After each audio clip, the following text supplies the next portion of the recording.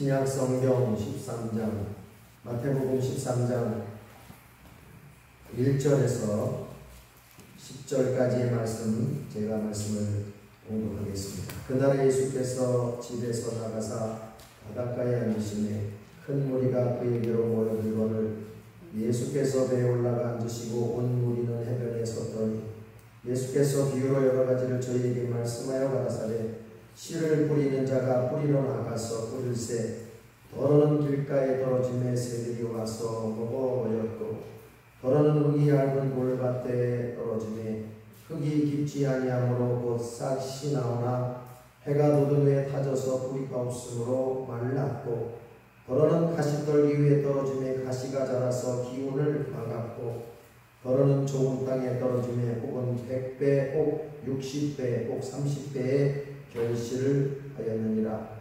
귀 있는 자는 들으라 하시니라. 제자들이 예수께 나와 가운데 어찌하여 저희에게 비유로 말씀하시나이까. 아멘. 할렐루야. 아멘.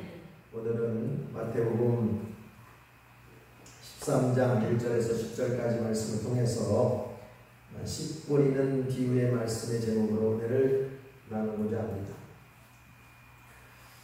제가 중학교 2학년 때 그 한자 공부 시간에 한자 공부를 하다가 그 한자 수거에 제 마음속에 제 머릿속에 확 꽂히는 그러한 수거가 하나 있었습니다. 그것이 무엇이냐면 선악이 개오사라는 그러한 말입니다. 말 그대로 선과 악을 우리가 살아가면서 접하지 않습니까? 좋은 일도 겪고 나쁜 일도 겪고 길한 것도 없고 흉한 일도 겪습니다. 그런데 그러한 선과 악에 대한 것들을 내가 깨달을 수만 있다면, 내가 그걸 통해서 깨달을 수만 있다면 그것이 나에게는 스승이다라고 하는 말입니다. 어떻게 보면 그렇게 중학교 때 그 한자 공부를 하면서 그 수고에 대한 말이 제 마음에 꽂혔는데 살아가면서 항상 그 말과 적용이 되어지는 것들을 보게 됩니다. 제가 이제 신학을 하고 신학교를 다니면서 성경을 읽다가 성경을 읽는데 그렇게 꿀송이처럼 달게 그냥 아침에 잠자는 시간, 화장실 가는 시간, 식사하는 시간 외에는 성경만 읽었어요. 성경을 읽히더라고요. 그런데 성경을 읽다가 그 가운데서도 제 마음속에 정말 화살처럼 제 마음속에 꽂히는 그런 말씀이 하나 있었습니다. 구약성경 미가서 7장 8절에 보면은 나의 대적이요 나로 인하여 기뻐하지 말지어다. 왜 기뻐합니까? 나는 엎드러질지라도 다시 일어날 것이요 어두운 데 앉을지라도 여호와께서 나의 빛이 되실 것입니다. 그 말씀이 제 마음속에 확 크게 화살처럼 꽂히는 거예요. 그래서 정말 우리가 살아가다 보면 잘 될 때도 있지만 안 될 때도 있잖아요. 뛰어갈 때도 있지만 넘어질 때도 있잖아요. 뛰어가고 달려갈 때는 하나님이 기뻐하고 천사들이 기뻐합니다. 그러나 우리가 혹 불의의 실수로 무지해서 깨닫지 못해서 넘어질 때, 자빠질 때, 엎드러질 때 누가 기뻐하나요? 악한 원수 마귀들이 그래 잘 넘어졌다, 엎드러졌구나, 다시는 일어나지 말았으면 좋겠다 그렇게 난리하고 기뻐할 겁니다. 그런데 거기에 굴하지 않고 나는 엎드러질지라도 또다시 일어나 또다시 달려가겠다. 어두운 가운데에 놓여 있을지라도 하나님이 나에게 분명히 빛을 비춰주실 것이다. 그 말씀이 제 마음속에 확 이렇게 사로잡았어요. 그런데 정말 그렇게 그 말씀대로 되어져 가는 것 같아요. 어렵고 힘들고 역경이 닥쳤을 때 그 말씀이 떠오릅니다. 나의 대적이요 내가 엎드러졌다고 내가 쓰러졌다고 내가 포기했다고 기뻐하지 마. 나는 다시 일어날 것이야. 7전 8기 7번 넘어질지라도 의인은 다시 일어서거든. 할렐루야. 오늘 제가 이 말씀을 드리냐면 우리 마태복음 13장에 대한 말씀은 우리 사랑하는 모든 성도들이 비유에 대한 말씀으로 많은 설교를 들으셨고 성경 공부를 해서 아실 줄로 압니다. 그런데 알고 있고 잘 이해가 되는 말씀이라도 오늘 여러분이 다시 한번 그 말씀이 여러분 생애에 정말 잘 박혀진 것처럼 꽂혀져서 그 말씀이 여러분의 삶 속에 힘이 되고 능력이 되고 방패가 되어지는 복된 삶이 있으시기를 주님의 이름으로 축원합니다. 아멘. 예수님께서 왜 많은 비유의 말씀 중에 씨를 뿌리는 농부의 모습으로 이렇게 비유의 말씀을 하셨는가?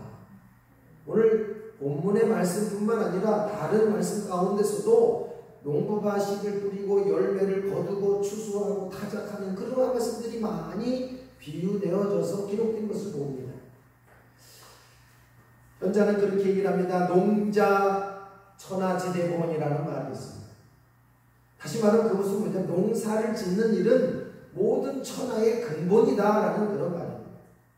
아마 우리 사랑하는 성도들은 농사를 지으시고 또 밭에 텃밭에 씨를 뿌려서 간간히 이렇게 필요한 야채라든지 과일을 공급해서 드실 수도 압니다. 여러분 그것은 자연의 순리입니다. 자연의 진리입니다. 그런 자연의 진리인 것처럼 인생사도 똑같아요. 한 알의 씨앗이 땅에 떨어져 썩지 아니하면 한 알 그대로 있지만 썩으면 그 가운데서 열매를 맺게 됩니다.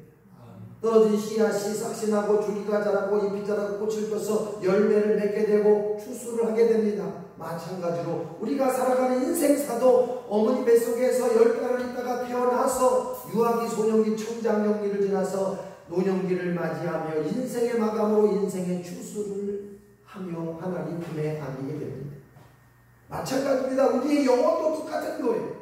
그래서 그것을 진리라고 하는 겁니다. 영원히 변하지 아니하는 불변의 길이라는 것입니다. 우리가 하나의 씨앗을 땅에 심으면서 추수하고 자라는 것을 보면서 내 신앙도 하나님의 말씀 안에서 물과 성령으로 거듭나야 되겠다. 광야를 통해서 성장하고 열매를 맺고 성숙하고 하나님의 복과 축복된 가나안의 복을 내가 얻어야 되겠다라고 하는 그러한 진리의 삶을, 진리의 길을 늘 항상 묵상하고 깨닫고 그 길을 걸어가는 못된 성도들이 되어야 할 줄로 믿습니다. 오늘 본문 말씀 가운데 첫 번째로 예수님께서는 농부가 씨를 뿌리러 나가는데 씨를 가지고 요즘에는 경운기라든지 모든 장비들이 좋아가지고 기계화돼서 정확하게 씨도 뿌리지 않고 모종을 했다가 그 모종을 갖다가 기계에다 실어서 차례대로 순서대로 줄을 짝짝 맞춰서 씨앗을 땅에다가 심기도 하지 않습니까? 그런데 과거에는 어떡합니까? 제가 어릴 때만 해도 저희 아버님이 이런 지프로 엮은 망태기에다가 씨앗을 담죠. 그릇도 많이 없으니까 담을 만한 그런 것도 없으니까 아니면은 비료부대에다가 그냥 주머니를 만들어서 거기에 씨앗을 담든지 아니면 비료를 담아가지고 밭에다가 호를 뿌립니다. 고라니까요. 그 씨앗을 농부가 나가서 씨앗을 뿌리는데 그 뿌리는 씨앗이 어떤 씨앗은 길가에도 떨어졌다 그 말입니다. 어떤 씨앗은 돌짝밭에도 떨어지고 어떤 씨앗은 가시덩굴에도 떨어지고 어떤 씨앗은 잘 갖고는 좋은 밭에다가 떨어지기도 했다 그 말입니다.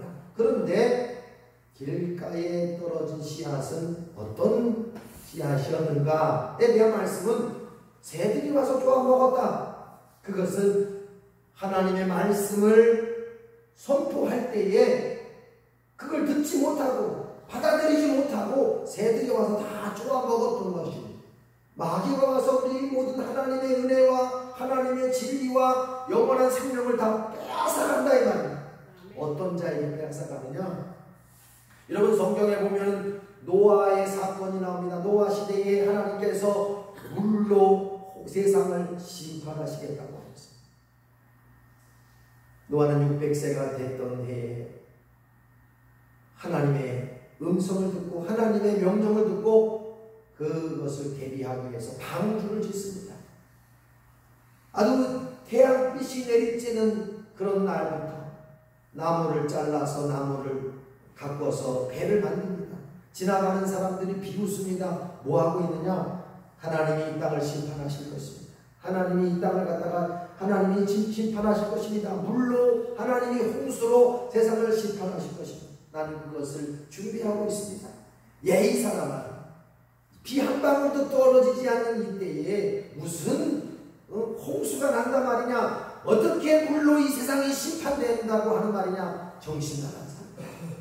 비웃습니다. 비난합니다. 조롱합니다. 여러분, 소돔과 고모라 성에도 천사가 그 소돔과 고모라의 죄악이 관영하고 많은 사람이 죄악으로 인해서 울부짖음이 크니까 천사가 그곳에 가서 하나님이 유황불로 심판할 것을 얘기합니다. 롯은 그 이야기를 듣고 자기의 딸들과 사위들에게 얘기를 합니다. 사위들은 이렇게 얘기를 합니다. 아이고, 자기들은 무슨 말을 그렇게 하십니까? 지금 때가 어느 때인데 하늘에서 불이 떨어져서 세상은 이 땅에 불이 튼단 말입니까? 그렇게 농담으로 여겼다. 그렇게 하고 있습니다. 여러분, 어떤 사람들은 하나님의 말씀을, 하나님의 약속을, 하나님의 계획을 듣고 알았을 때에 그것을 농담으로 여기는 사람도 있습니다. 내 지식, 내 경험, 내 상식, 내 논리적으로 보면은 이해가 되지 않아서 그것을 받아들이지 않고 용납하지 않고 믿지 못하는 그러한 모습들도 있는 것을 우리는 봅니다. 여러분, 6월절 어린 양의 출애굽할 당시에 하나님께서 모세를 통해서 말씀하십니다. 어린 양을 잡아서 피를 내서 그 피를 가지고 좌우 문설주 임방에 바르면 하나님의 진노가 임해서 사람이나 짐승이나 첫 아들은, 장자들은 하나님이 쳐서 사망할 것이다, 생명을 빼앗아갈 것이다 라고 얘기합니다.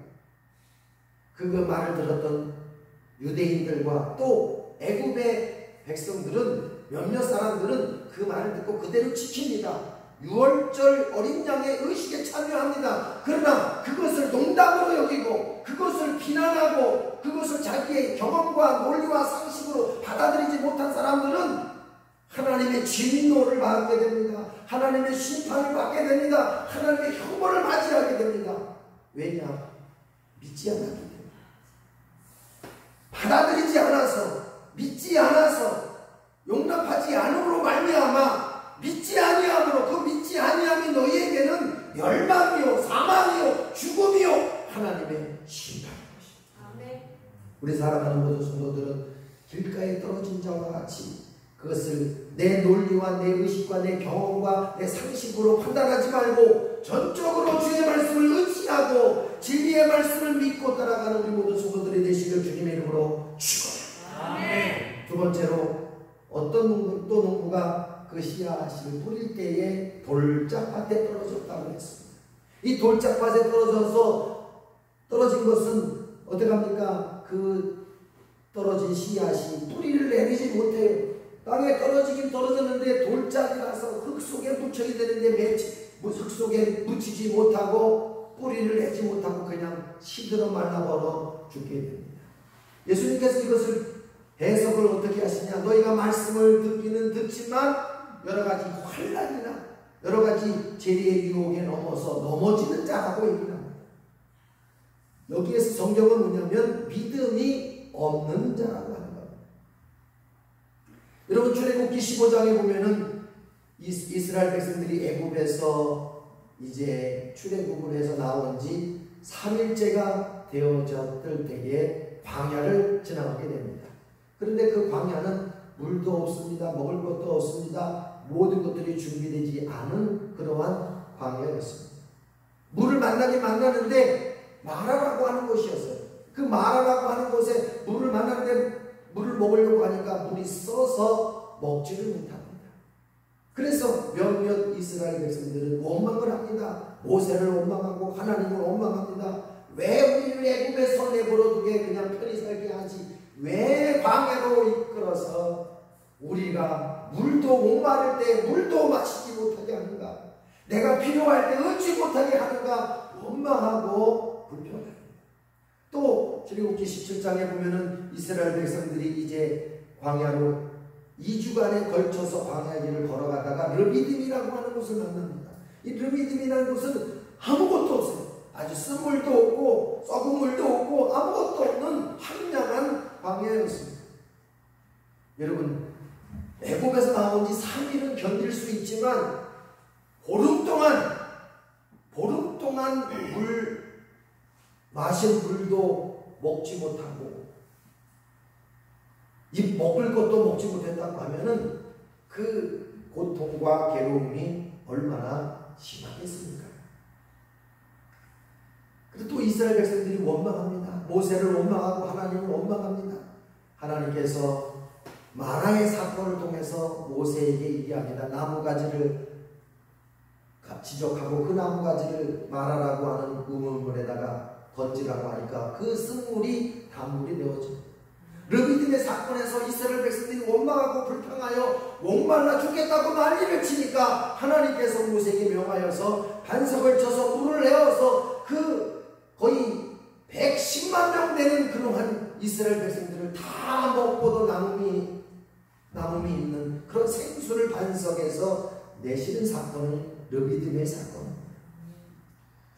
여러분, 우리가 살아가는 삶 속에서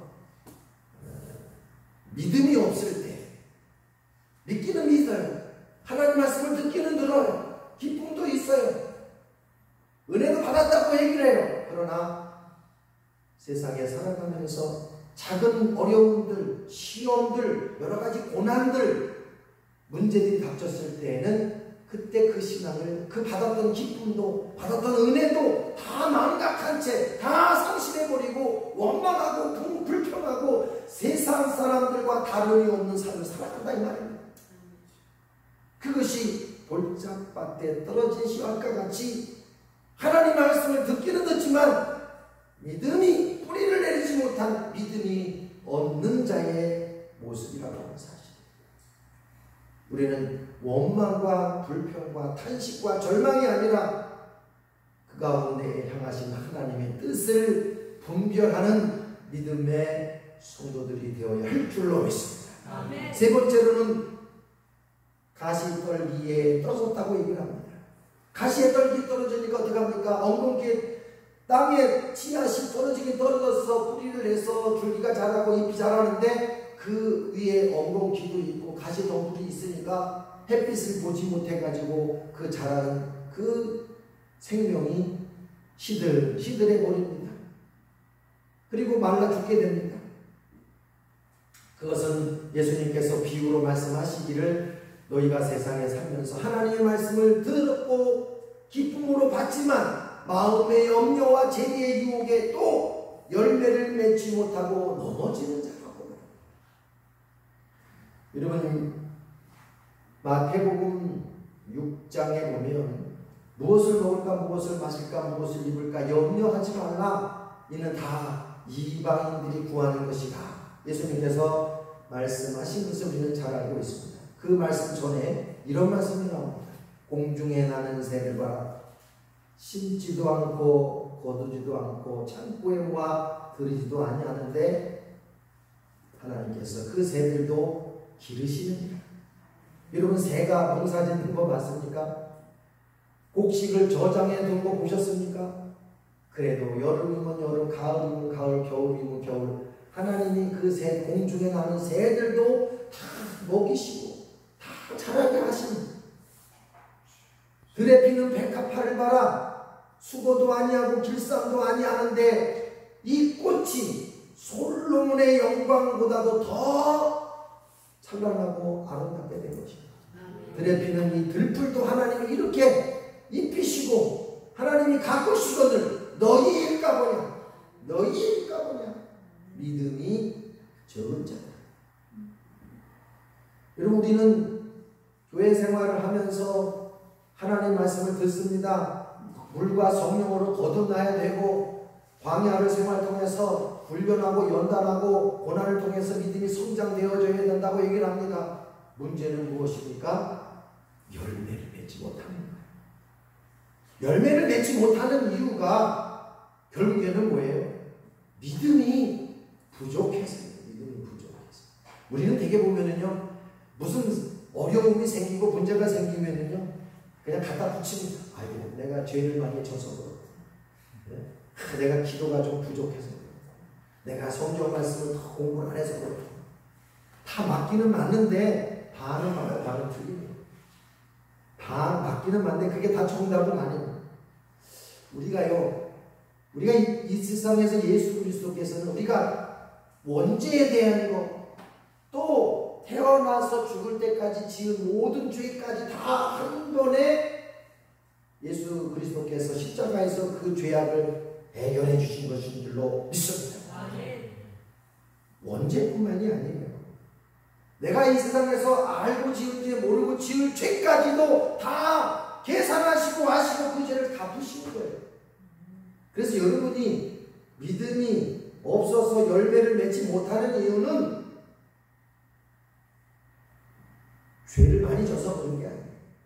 기도를 덜 해서 그런 게 아니에요. 성경 말씀을 몰라서 그런 게 아니에요. 맞기는 맞지만 반은 틀리고 반은 맞는 말이에요. 문제는 무엇입니까? 열매를 맺는다라고 하는 것은요, 가지가 그 포도나무에 붙어 있는 것처럼 너희가 내 안에 거하고 내가 너희 안에 거하면 열매는 저절로 맺는다는 것입니다. 여러분이 왜 살아가면서 염려합니까? 왜 걱정합니까? 죄를 많이 져서 그런가요? 기도를 안 해서 그런가요? 반은 맞고 반은 틀리게 그러고 있어요. 성경에는요, 그 영어 성경에는 여러 가지 번역이 나오는데, 염려라고 하는 것을 이렇게 얘기합니다. 너놀이, 걱정하지 마라, 염려하지 마라. 그런데 또 다른 번역에는 뭐라고 하냐면 no thought, 현재로는 no think예요. 생각이 없다. 어떤 문제가 생기고 어떤 사건이 벌어지고 어떤 일이 생기면 아이고 죽겠다, 아이고 큰일 났구나, 이거 나는 이제 끝장이구나. 이거는 뭐예요? 아무 생각 없이 그냥 하는 거예요.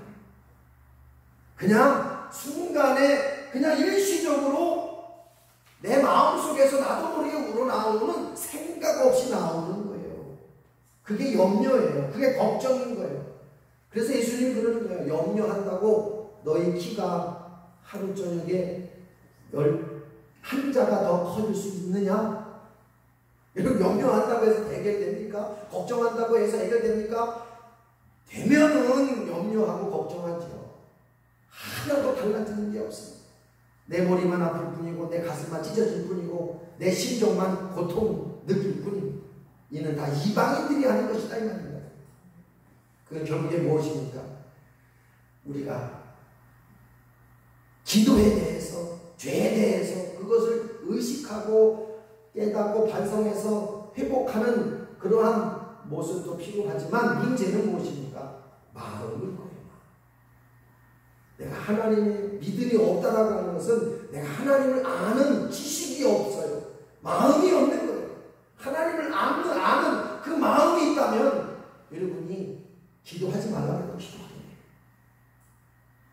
죄를 짓지 말라고 해도, 죄를 지으라고 해도 죄에 안 져요.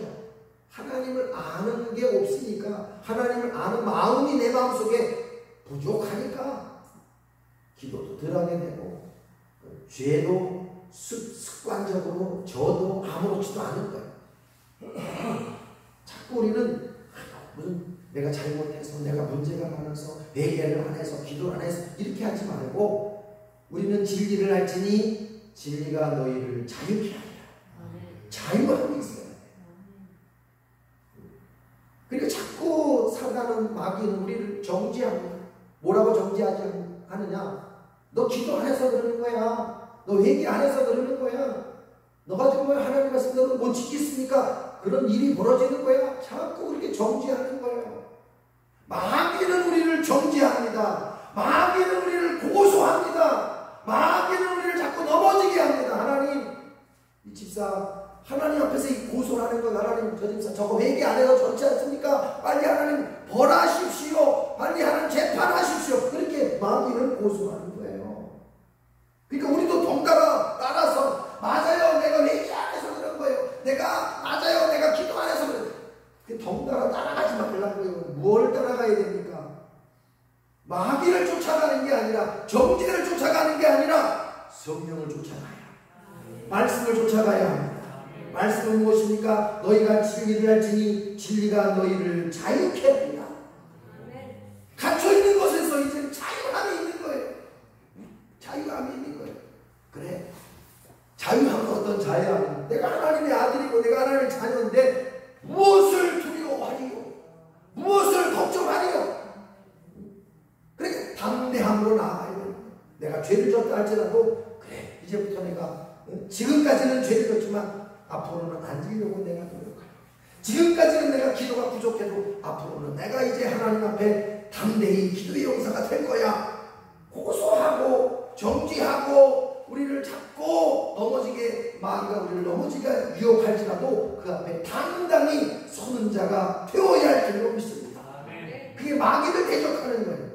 공중에 허공을 대방하여 사탄아 물러가라, 마귀를 물러가라. 그게 아니라 우리 마음속에 양심을 향하여 외치는, 그렇게 고소하고 고발하고 그렇게 우리를 정지하는 그 마귀를 향하여 나는 하나님의 사람이다. 여러분이 죄를 지든 안 지든 죄인은 죄인이에요. 여러분이 안 지려고 애를 써도 죄인은 죄인인 거예요. 죄 없는 사람은 있습니다. 여러분이 기도를 한다고 얼마나 하겠어요?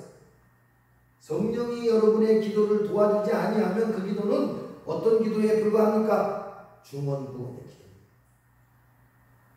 하나님이 나를 도와주지 아니하는 기도는 중언부언의 기도라 이 말이에요. 말은 하지만 그 마음속에 생명이 없고 능력이 없는 기도란다. 문제는 무엇입니까? 하나님이 도와주는 기도예요. 하나님이 도와주는 우리의 삶이 되어야 할 줄로 믿습니다. 그것이 뭐예요? 열매를 맺는 것. 진리를 안다라고 하는 것은 그렇게 쉬운 게 아닙니다. 여러분 성경 공부만 해가지고 성경 말씀을 잘 이해했다고 해서 진리를 아는 게 아니에요. 지혜는 행한 일로 인하여 옳다하고 삶이 있어야 되는 거예요. 삶이 지혜, 삶이 열매가 되어야지 머리만 열매가 되어서는 아무 소용이 없는 거예요. 제가 말씀하는 이 신앙의 5단계는 머리로 지식을 아는 게 아니라 삶인 거예요. 삶. 내 삶이 불과 성령으로 거듭나서 부활의 신앙으로 삶을 살아가야 해요. 그게 열매 아닙니까? 내가 광야 같은 인생을 살아가면서 넘어지고 쓰러지고 엎드러지며 먹을 것도 마실 것도 다 없고 없고 하는 그런 고난 속에서 원망하고 좌절하고 절망하는 것이 아니라 내가 너희를 광야의 길로 인도하신 것을 기억하라. 이는 너를 낮추시고 시험하사 내가 하나님 명령을 지키는지 안 지키는지를 알게 하려 하십니다. 그렇구나. 그 속에서 하나님 원망하는 것이 아니라 감사하고 찬송하고 기뻐하여 하나님 나를 매로 해초리를 드신다고 하면 한 번 드실 거 10번 드셔도 됩니다. 1년 드실 거 10년 드셔도 됩니다. 그 매를 내가 기꺼이 기쁨으로 맡겠습니다. 이것이 믿음의 성장인 거예요. 이것이 내 삶 속에 삶의 모습으로 있어야지 그것이 신앙의 열매인 거예요. 그런 삶의 모습이 바뀌지 않은 것은 하나님의 말씀과 아무런 관계없이 살아가는 거예요.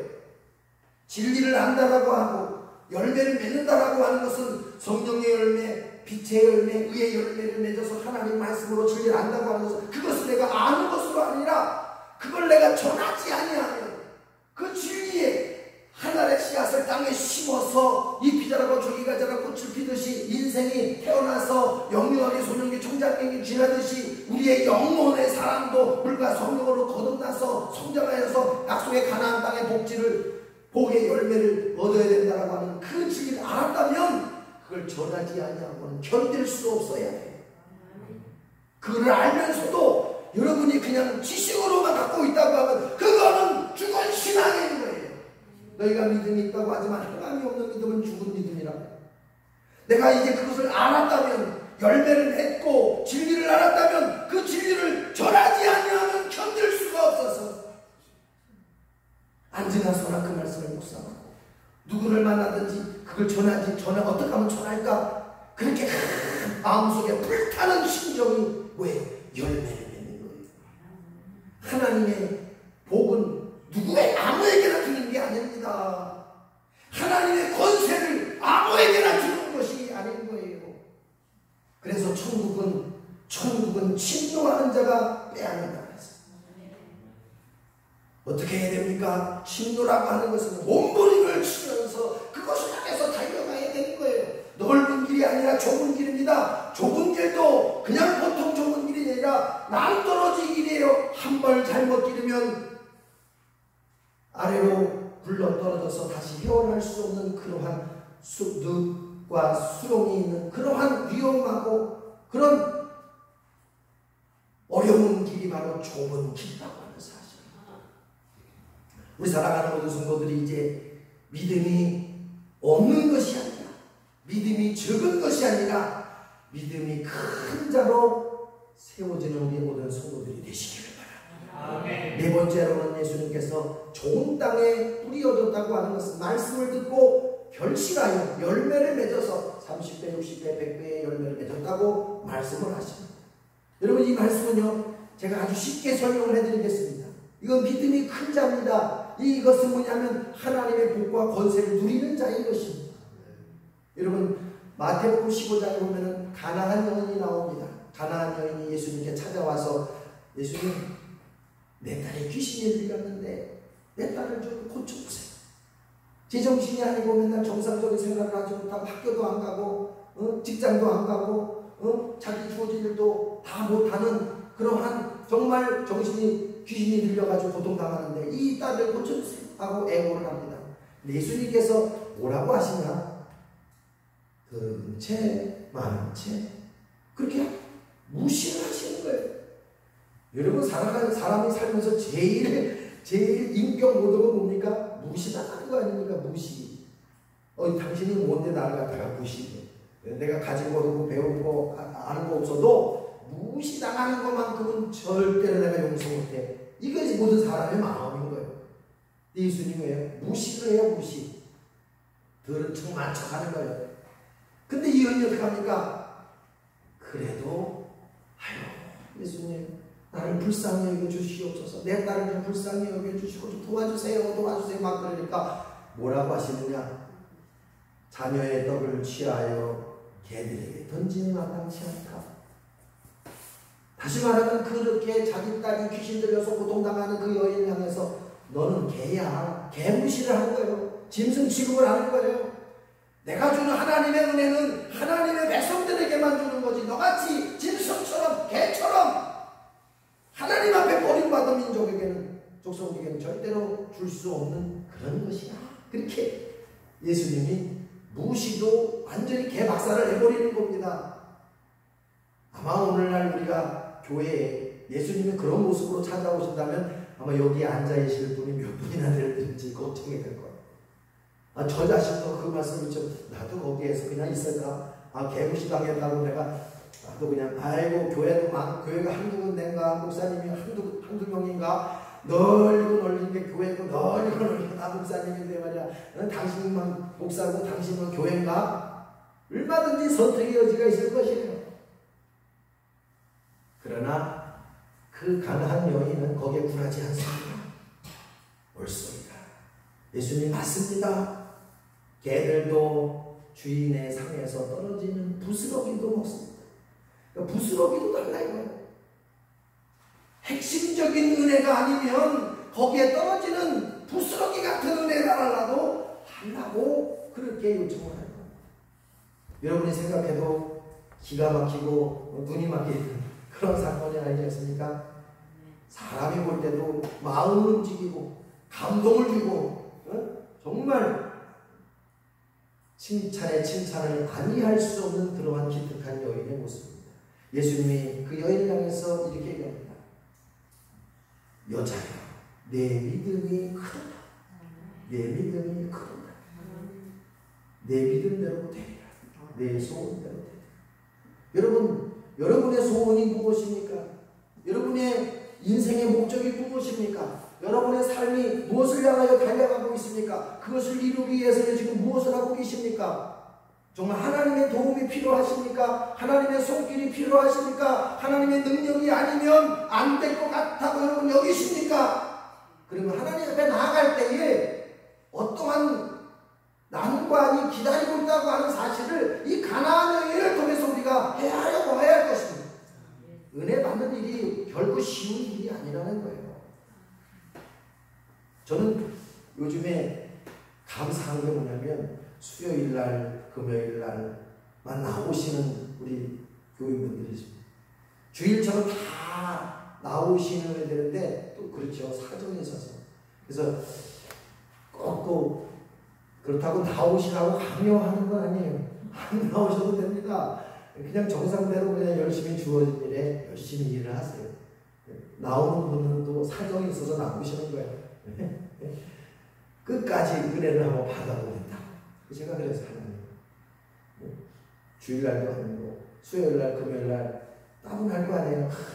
일 마치고 집에 와가지고 씻고 쉬고 싶고 주일날 한 번만 가면 되지 뭐. 또 수요일날도 가고 또 금요일날도 가고 맨날 들었던 설교 또 들어야 되고 맨날 찬양하는 거 또 찬양해야 되고 그렇게 생각 들 거 아니에요. 저도 그런 생각이 들어요. 그래서 제가 그래서 하나님 좀 뭔가 특혜가 있어야 되지 않습니까? 수요일날 금요일날만 나오시는 분들 뭔가 좀 특별한 보너스가 있어야 되지 않습니까? 주일날은 보너스가 아니고 그냥 큰 상을 주고 이거는 보너스예요. 보너스. 약한 거니까 안 나오셔도 됩니다. 나오는 분들은 그렇게 수고하니까 뭔가 좀 달라야 되지 않습니까? 제가 이렇게 기도를 했어요. 그래가지고 제 마음속에서는 좀 신나버렸어요. 네? 그냥 수요일이나 그냥 금요일을 그냥 시간만 때우는 예배, 시간만 때우는 설교, 그냥 건너가는 그런 예배가 아니라 뭔가 좀 제가 개인적으로 하나님 앞에 받았던 걸 갖다가 노하우를 전해야 됩니다. 네? 비법을 좀 가르쳐 드려야 되겠다. 그래서 같이 좀 신이 나고 계십니까? 자, 우리가 하나님의 은혜라고 하는 건 그게 쉬운 게 아니에요. 그러니까 여러분 만약에 은혜를 쉽게 받았다고 하면 소중하게 여겨요. 그게 그렇게 그냥 오는 게 아니기 때문에 그런 거예요. 언제 아느냐? 은혜가 식어지고 은혜가 떨어지면 그때 하나님의 은혜가 얼마나 귀하고 소중한 거예요. 그러니까 여러분 있을 때 잘해야 돼요. 있을 때 잘 지켜야 합니다. 신앙도 믿음도 은혜도 축복도 여러분이 지금 있을 때 그걸 잘 지키는 자가 되어져야 할 줄로 믿습니다. 자, 말씀의 결론을 맺겠습니다. 오늘 예수님께서 씨 뿌리는 비유로 길가에 떨어지고 돌짝에 떨어지고 엉겅퀴 밭에 떨어지고 좋은 밭에 떨어졌어요. 길가는 믿음을 불신하고 아예 말씀을 거부하고 또 믿음이 없고 믿음이 적은 그러한 모습을 예수님께서 비유의 말씀을 하고 계시는데 오늘 우리는 말씀의 결론을 통하여 좋은 땅에 떨어진 씨앗처럼 말씀을 듣고 결실하여 열매를 맺어서 30배, 60배, 100배 열매를 맺는 것처럼 우리 모든 성도들이 은혜를 받는 것을 취하는 것으로 여기고 여러분의 마음으로 기뻐하면서 정말 그 말씀의 은혜는 어떤 때는 우리가 말씀 믿음이 없는 과정을 겪을 때도 있어요. 믿음이 적은 그런 경우도 지날 때가 있어요. 그런 과정이 다 겪어야 돼요. 처음부터 하나님의 말씀을 받아가지고 열매를 맺으면 좋은데 그게 마음대로 안 되는 거예요. 그러나 열매를 맺는 그 과정까지 우리의 신앙이 성장하고 열매를 맺어서 결국에는 하나님의 복과 하나님의 권세를 30배, 60배, 100배의 결실을 맺어지는 우리 모든 성도들이 되시기를 주님의 이름으로 축원합니다. 기도하겠습니다. 사시고 가신 우리 아버지 하나님, 오늘 주시는 하나님의 말씀을 통하여 우리가 하나님의 말씀을 농담으로, 내 상식으로, 내 경험으로, 내 논리로 맞지 않아서 받지 못하는 그런 어리석은 자가 되지 않게 하시고, 또한 믿음이 없고 믿음이 적어서 원망과 불평과 탄식과 절망 속에서 하나님의 뜻을 깨닫지 못하는 자가 되지 않게 하시고, 하나님의 말씀을 확실히 깨달아 하나님을 바로 알아서 진리를 알고 그리스도의 깊은 은혜를 알아서 열매를 맺되 30배, 60배, 100배의 결실을 맺어줄 수 있는 복된 믿음의 삶이 있게 하여 주시옵소서. 하나님이 함께 하실 줄로 믿사옵고 모든 말씀을 주고 주 예수님의 이름으로 간절히 기도하옵나이다. 아멘.